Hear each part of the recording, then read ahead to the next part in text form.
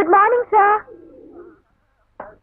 Sunday నాడైనా trim గా dress చేసుకుని జాలీగా దర్శనమిస్తారనుకున్నాను, కానీ మీరేంటి మాలి అవతారం ఎత్తారు?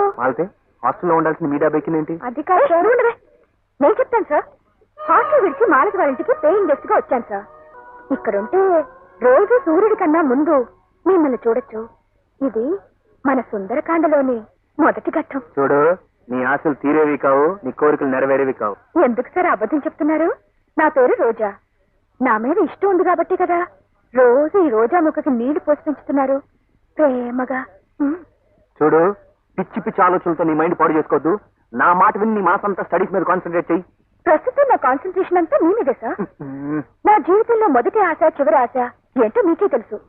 ఆ ఆశ తీరిన రోజే నాకు మనశాంతి. నీ ముక్కు చక్కకపోతే, నీ జుట్టు కత్తిరించకపోతే నాకు మనశాంతి ఉండదు. కత్తిరించేస్తా.